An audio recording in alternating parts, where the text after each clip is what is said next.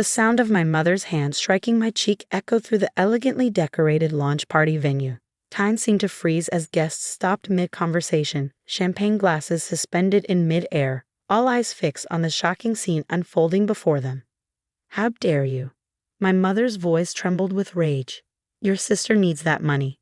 After everything we've done for you, this is how you repay us." My name is Emma Sullivan, and at 28, I never imagined my company's launch party would turn into a family showdown. But then again, I should have known better. Success in my family had always come with strings attached.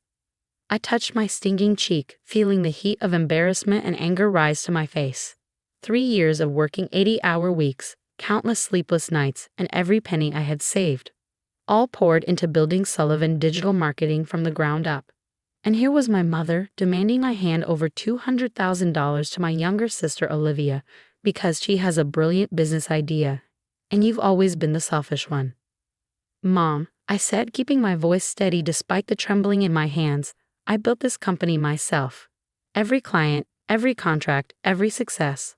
I earned it. I'm not giving Olivia the money." My sister stood beside our mother, her designer dress and perfectly styled hair a stark contrast to my practical business suit. She'd never worked a day in her life, floating from one failed venture to another, always cushioned by our parents' endless support. "You've always been jealous of me," Olivia spat, her eyes glinting with malice. "Just because you had to work for everything doesn't mean you're better than me. I have vision, Emma. I just need the capital to make it happen." Vision. Right. Like her visionary organic juice bar that lasted 3 months, or her revolutionary fashion blog that never made it past 2 posts. Each failure was funded by our parents, who drained their retirement savings to support her dreams while I worked my way through college on scholarships and part-time jobs. "Ladies, please," my father stepped forward, his voice carrying that familiar tone of condescension. "Emma, be reasonable. Your sister's business plan is solid. She just needs a little help getting started." I looked around the room at my team members, my clients, the business partners who had believed in me when nobody else did. They were all watching this drama unfold, and I could see the mix of sympathy and secondhand embarrassment on their faces. "A little help." I laughed, but there was no humor in it. $200,000 isn't a little help, Dad. That's almost half of our operating capital, money I earned. Money that keeps this company running and pays the salaries of 20 employees who depend on me. "You've always been so dramatic," my mother sighed, rolling her eyes. "It's just money. Family is more important than money." Just money. The words hit me like another slap. Just the money I'd saved by living in a tiny studio apartment for 3 years. Just the money I'd earned by taking on freelance projects on top of my full-time job. Just the money I'd scraped together instead of taking vacations, buying new clothes, or even going out for coffee. "You're right, Mom," I said, my voice growing stronger. "Family is more important than money. So why is it that every time Olivia needs something, you expect me to be the one to sacrifice? Why is her happiness always more important than mine?" "Because you're stronger." My mother exploded. "You've always been able to take care of yourself. Olivia needs our support." And there it was, the truth I'd always known, but they'd never admitted so blatantly. I was stronger because I had to be. From the moment Olivia was born, I became the family's safety net. The responsible one, the one who would always understand, always give in, always sacrifice. "Get out," I said quietly, my voice carrying across the now silent room. "All of you, get out of my launch party." "Emma," my father started, but I cut him off. "No, I'm done. I built this company without your help, without your support, without your belief in me. You don't get to come here now and demand I hand it over to Olivia just because she's decided this is her latest dream." Olivia's face contorted with rage. "You selfish bitch. You've always tried to overshadow me, always had to prove you're better than me. Well, guess what? Nobody likes you. You're just a cold, calculating security." I called out and watched as 2 men in black suits approached. "Please escort my family out. They're no longer welcome here." As they were led away, my mother turned back, her face a mask of righteous indignation. "You'll regret this, Emma. When you've lost everything, don't come crying to us." I watched them leave, my heart pounding but my resolve stronger than ever. Once they were gone, I turned to my guests, who were still watching in stunned silence. "I apologize for the interruption," I said, forcing a smile. "Please enjoy the rest of the evening. The bar is open. and I believe we were about to unveil our new client partnership program. The party gradually resumed, though I could hear the whispers, see the glances thrown my way. My marketing director, Sarah, approached me with concern in her eyes. "Are you okay?" she asked quietly. "I'm fine," I replied, straightening my jacket. "Actually, I'm better than fine. I think I just finally broke free." The rest of the evening passed in a blur of presentations, networking, and forced smiles. By the time the last guest left, I was exhausted, but there was a strange sense of peace settling over me. I sat alone in the venue, surrounded by empty glasses and fallen confetti, when my phone buzzed with a text from Olivia. "Mom and Dad are furious. You've always been so selfish. Don't think this is over." I stared at the message, feeling an odd sense of calm. They were right about one thing: this wasn't over. But not in the way they thought. The next morning, I walked into my office early, before any of my employees arrived. The sun was just rising over the city skyline, casting a golden glow through the floor-to-ceiling windows. This view, this office, this company, I had built it all from nothing. I sat at my desk and began typing an email to my lawyer. It was time to protect what I'd built, to make sure my family could never get their hands on what I'd worked so hard to create. As I typed, I remembered all the times I'd given in to their demands, all the times I'd sacrificed my own dreams to support Olivia's latest whim. Not anymore. By the time my team started arriving, I had already drafted new company bylaws restricting ownership and transfer of shares. I had also initiated the process of removing my parents as my emergency contacts and beneficiaries from all company documents. Sarah found me still at my desk, surrounded by paperwork. "You're here early," she said, placing a coffee on my desk. "About last night." "Last night was exactly what I needed," I interrupted, looking up at her. "Sometimes you need a public showdown to finally see things clearly." She sat down across from me, her expression serious. "Your sister's been calling the office all morning. She's demanding to speak with you about an investment opportunity." I couldn't help but laugh. "Of course she is. Block her number. Block all their numbers. From now on, any communication from my family goes through legal." "Are you sure?" Sarah asked, though I could see approval in her eyes. "They're still your family." "No," I said firmly. "Family doesn't try to take what you've built. Family doesn't demand you sacrifice your dreams for theirs. Family supports you, believes in you, celebrates your success instead of trying to steal it." I stood up and walked to the window, looking out at the city I'd worked so hard to make my home. I've spent my whole life trying to be the daughter they wanted, the sister they needed. It's time I focused on being the person I want to be. The next few weeks were a whirlwind of activity. Our launch party, despite the drama, had been a huge success. New clients were signing contracts, our team was expanding, and the future looked brighter than ever. But my family wasn't done trying to get their hands on my success. First came the guilt-tripping messages from various relatives. "How could you be so cruel to your sister? Your mother cries herself to sleep every night. Family should help family." Then came the threats. My father called my biggest client, trying to spread rumors about my company's stability. Olivia showed up at my apartment, screaming about how I'd ruined her life. My mother even tried to access my business bank account, claiming she needed to protect the family's interests. Each attempt only strengthened my resolve. I documented everything, building a case in case they tried anything more serious. My lawyer was impressed by my foresight, though saddened by the necessity. "It's not uncommon," he said during one of our meetings. "Success often brings out the worst in families, but you're handling it better than most." I thought about his words as I drove home that evening. Was I handling it well, or had I just become numb to their manipulation? The traffic light turned red, and I found myself remembering a conversation with my grandmother years ago before she passed away. "You're different from them, Emma," she had said, her wise eyes seeing right through me. "You've got fire in your soul and steel in your spine. Don't let them douse that fire. Don't let them bend that steel." She was the only one who had ever truly believed in me, who had seen my drive as something to be proud of rather than something to be exploited.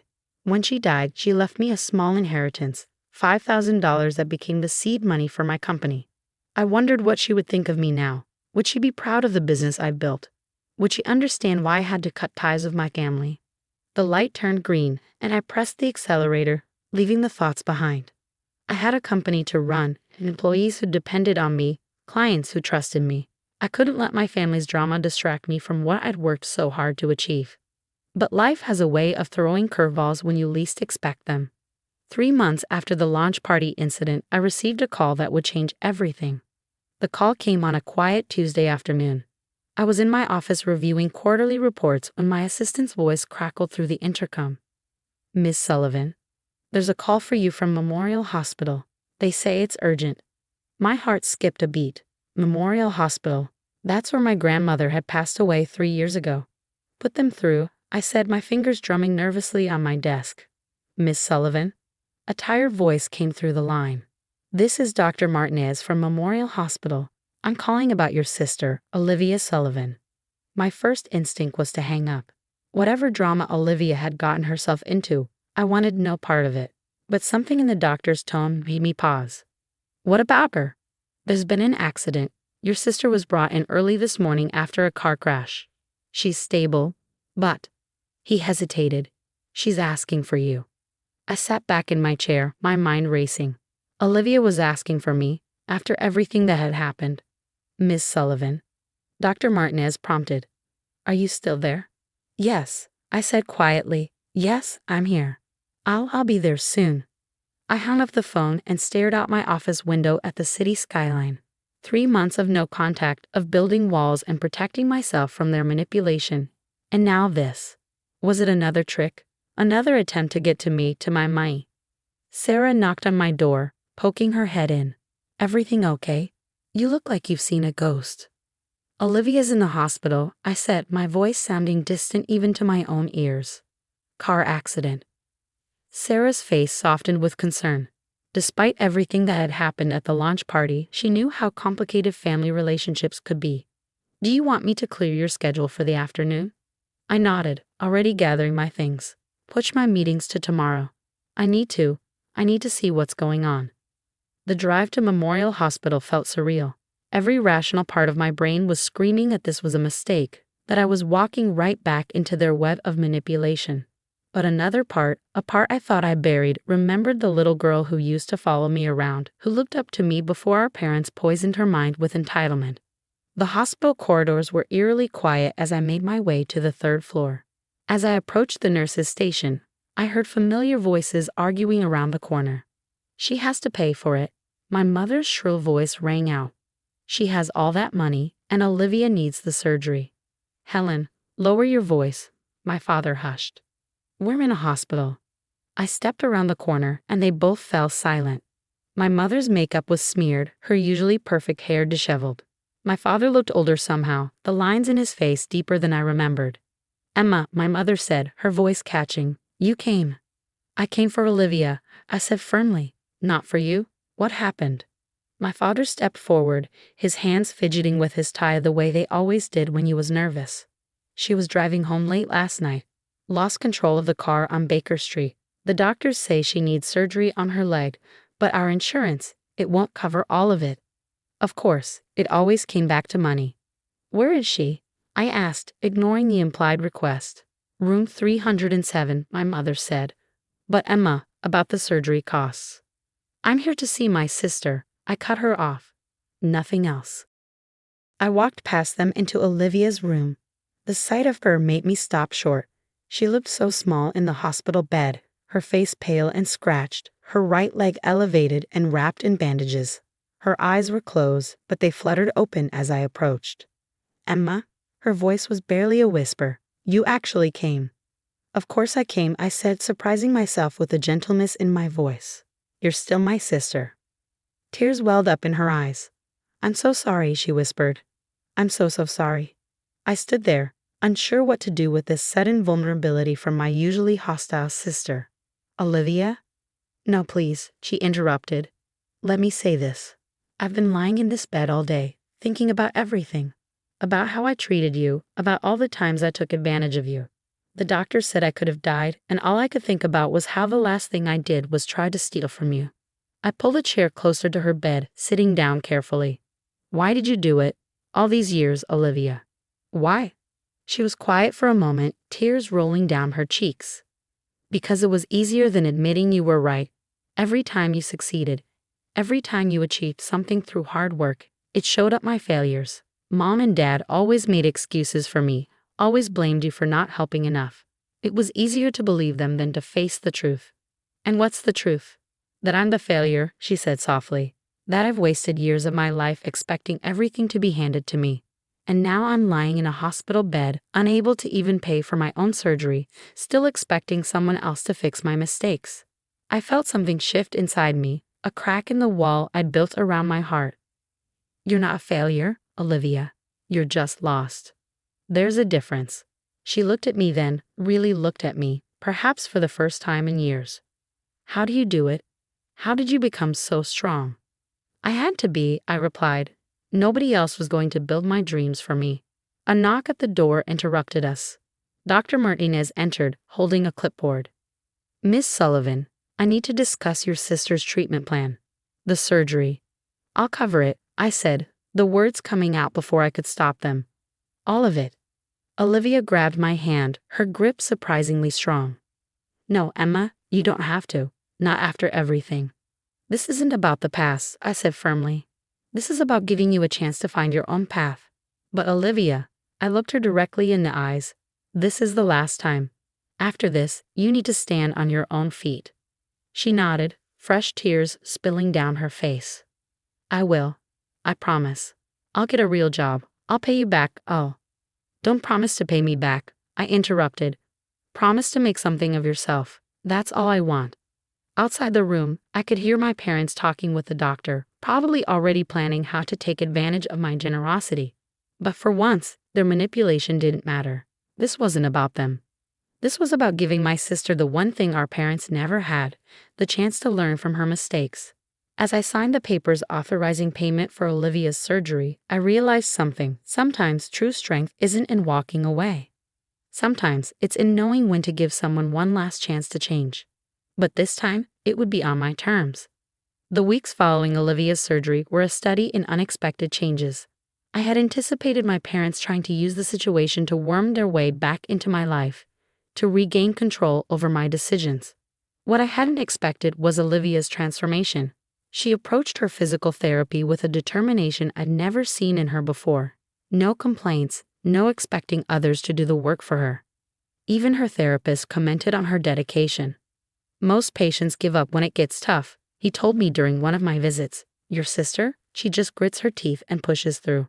I watched her from the doorway of the therapy room, sweat beading on her forehead as she worked to regain strength in her injured leg. For the first time, I saw a glimpse of the strength she'd always had but never used. My parents, predictably, had other ideas about Olivia's recovery. She needs to move back home, my mother insisted one afternoon, cornering me in the hospital cafeteria. We can take care of her, hire a private nurse. You can afford that for her, can't you? I stirred my coffee slowly, watching the cream create patterns in the dark liquid. Have you asked Olivia what she wants? She's in no condition to know what she wants, my mother scoffed.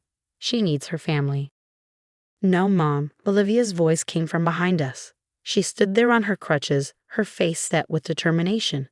What I need is to learn to stand on my own 2 feet, literally and figuratively. My mother's face crumpled into a familiar expression of manipulation. Sweetheart, you're hurt. You need. What I need, Olivia cut her off, is to stop letting you and Dad make me weak. Emma, she turned to me, can we talk? Privately? I followed her to a quiet corner of the cafeteria, helping her settle into a chair. She looked different somehow, more substantial, as if the accident had stripped away a layer of artifice. I've been thinking, she said, fiddling with the hem of her hospital gown. I want to go back to school. For real this time, not just taking random classes to please Dad. I want to study business, learn how to build something for myself. I studied her face, looking for any sign of the old Olivia, the one who made grand plans only to abandon them when they required real effort. All I saw was nervous determination. It won't be easy, I said carefully. Real business courses aren't like those 3-day entrepreneurship seminars you used to take. She actually laughed. God, those seminars. What a waste of money. No, I mean real school. I've been researching while stuck in this bed. The local community college has a good business program. It's not fancy, but it's a solid foundation I finished for her. Community college is where I started too, remember? I remember making fun of you for it, she said quietly. I was such a brat. Yes, you were, I agreed, but without malice. So what's your plan? She straightened up, wincing slightly at the movement. I can start classes next semester if I hurry with the application. I've saved some money from my last job. You have savings. I couldn't hide my surprise. Not much, she admitted. Just a few thousand from when I worked at that boutique. I actually liked that job, but Mom and Dad said it was beneath me. She rolled her eyes. Everything was beneath me, according to them, except taking handouts. I leaned back in my chair, truly seeing my sister perhaps for the first time. And how will you support yourself while studying? I can keep working at the boutique. The owner called yesterday, said my job is still there if I want it. Between that and student loans. No loans, I interrupted. Not for community college. Her face fell. Emma, I'm not asking you for. I'll pay for your classes, I said firmly. But with conditions. She nodded, waiting. First, you maintain at least a 3.0 GPA. Second, you keep that job, no matter what Mom and Dad say. You need to learn the value of earning your own money. Third, I leaned forward, holding her gaze. You cut the purse strings with them. Completely. No more handouts. No more letting them control your decisions with money. They won't like that, she said softly. No, they won't. But you need to decide what's more important, their approval or your independence. She was quiet for a long moment, and I could see her wrestling with years of conditioning, years of being the family princess. Okay, she finally said. I accept your conditions. All of them. True to my expectations, our parents didn't take the news well. The scene they caused in Olivia's hospital room would have been comedic if it wasn't so sad. This is ridiculous, my mother wailed. Emma's turning you against us, after everything we've done for you. That's just it, Mom, Olivia interrupted, her voice steady. You've done everything for me, and in the process, you made me incapable of doing anything for myself. I'm done with that. My father tried a different approach. Princess, be reasonable. You don't need to work in a shop. With your looks, your connections. My looks and connections haven't gotten me anywhere, Olivia shot back. Look at Emma. She built something real. I want that. I want to be proud of myself for once. I stood in the corner, watching this exchange with a mixture of pride and amazement. This was not the sister I'd known 3 months ago. The accident, it seemed, had broken more than her leg. It had broken the spell our parents had cast over her. Later that evening, after our parents had stormed out with threats of being cut off, threats that carried no weight since they had nothing left to give, Olivia turned to me with tears in her eyes. Thank you, she whispered, not just for the surgery in school, but for showing me there's another way to live. I squeezed her hand gently. You always had it in you, Olivia. You just needed to find your own path. As I drove home that night, I thought about the strange turns life can take. 3 months ago, I had been cutting all ties with my family, building walls to protect myself from their toxic influence. Now here I was, cautiously building a new kind of relationship with my sister, not based on obligation or manipulation, but on mutual respect and a genuine desire for growth. My phone buzzed with a text from Sarah. Everything okay? You've been at the hospital a lot lately. I smiled as I typed my response. Everything's changing, in a good way. Because it was true. Sometimes the biggest victories come not from walking away, but from being strong enough to stay and help someone else find their strength. The key was knowing the difference between enabling and empowering. My sister was finally ready to stand on her own feet. And this time, I'd be supporting her journey, not carrying her through it. 1 year later, I stood at the podium, looking out over the crowd gathered for Sullivan Digital Marketing's 2nd anniversary celebration. The company had grown beyond my wildest expectations, now employing 50 people and serving clients across 3 states. But tonight wasn't just about celebrating business success.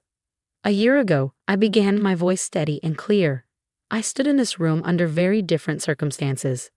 Some of you were here that night. You witnessed what I thought was the end of my family relationships. In the audience, I saw Sarah give me an encouraging nod. Next to her sat Olivia, no longer the entitled princess she had once been. Her hair was shorter now, more practical, and she wore a simple but elegant business suit. The boutique job had turned into an assistant manager position, and her community college grades were consistently excellent. Life has a way of surprising us, I continued. Sometimes the worst moments lead us to the best changes. Tonight, I'm not just celebrating our company's success. I'm celebrating transformation, growth, and the power of second chances. I gestured to Olivia, and she stood up, making her way to the stage. There were a few murmurs in the crowd, people who remembered her dramatic behavior at last year's event.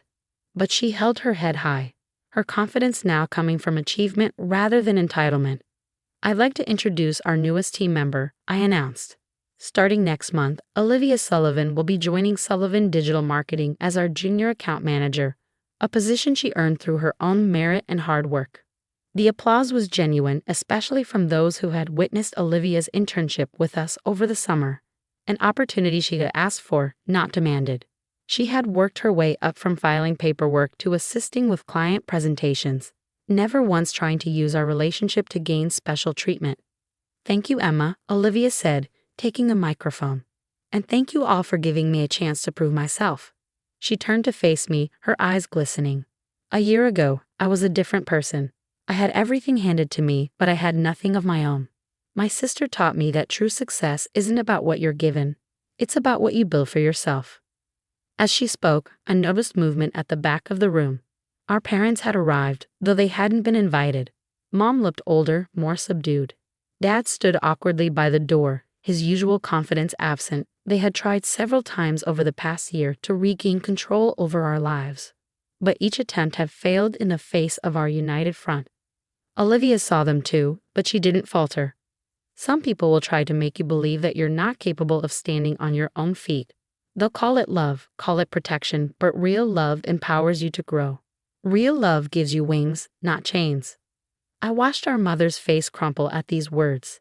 Dad placed a hand on her shoulder and guided her out of the room. They still didn't understand. Maybe they never would. After the speeches, as guests mingled and celebrated, Olivia and I found a quiet moment together on the venue's balcony. The city lights sparkled below us, a reminder of how far we'd both come. "Did you know they would come?" she asked, sipping her sparkling water. She had even given up the expensive champagne habit our parents had encouraged, preferring to stay clear-headed. "I had a feeling," I replied. "They've never been good at respecting boundaries." She laughed softly. "Remember when Mom used to say you were too focused on boundaries? That family shouldn't have walls. Some walls protect you," I said. "The trick is knowing which ones to keep and which ones to tear down." Olivia nodded, understanding in her eyes. "Like the wall between us. I'm glad we broke that one down." "Me too." Sarah joined us, carrying a small gift bag. "Almost forgot, this came for you both earlier. The card says it's from Grandma's estate." Olivia and I exchanged surprised looks. We opened the bag together, finding an old leather journal and a letter dated just a month before our grandmother's death. "My dearest granddaughters," I read aloud, "if you're reading this, then something has finally brought you together as I always hoped it would. Emma, your strength isn't just in your independence, but in your capacity for forgiveness. Olivia, your spirit isn't just in your dreams, but in your ability to grow. Together, you are stronger than any force that might try to divide you." Inside the journal, we found photographs, notes, and observations our grandmother had made about us over the years. She had seen the potential for this reconciliation long before we had. "She knew," Olivia whispered. "She knew we'd find our way back to each other." "She always saw the best in us," I agreed, even when we couldn't see it in ourselves or each other. The party continued inside, but we stayed on the balcony a while longer, reading through our grandmother's journal. She had documented everything. My early business plans scribbled in school notebooks, Olivia's genuine talent for connecting with people when she wasn't trying to prove anything. "I've been thinking," Olivia said eventually, closing the journal carefully, "about starting my own division within the company. Something focused on small business clients, helping them grow the way you helped me grow." I smiled, remembering the sister who once couldn't commit to anything that required real effort. "Tell me more." As she outlined her ideas, I saw the same fire that had driven me to build my company. But this time, it wasn't about competition or proving ourselves to our parents. It was about building something meaningful, together, but independently. Later that night, after the last guest had left, I sat in my office looking at an old photo from the launch party a year ago. The moment just before my mother's slap, when I was still trying to be the daughter they wanted while building the life I needed. So much had changed since then. My phone buzzed with a text from Olivia. "Thank you for not giving up on me, even when I gave you every reason to." I replied, "Thank you for proving me right about second chances," because that's what this year had taught us. Sometimes the happy ending isn't about everything being perfect. Sometimes it's about finding strength in the broken places, about building something new from the ashes of what was lost. Our parents might never understand the women we've become. They might never accept that their control over us is gone. But that's okay. We understand ourselves now, and more importantly, we understand each other. As I turned off my office lights and headed home, I thought about that moment a year ago when my mother's slap had echoed through the launch party. She had meant it to put me in my place, to remind me of my obligations to family. Instead, it had set off a chain of events that led to something better than obligation. It led to real family, built on respect, understanding, and genuine love. Sometimes the worst moments in our lives lead us to the best versions of ourselves. And sometimes, just sometimes, they lead us to the family we were always meant to have.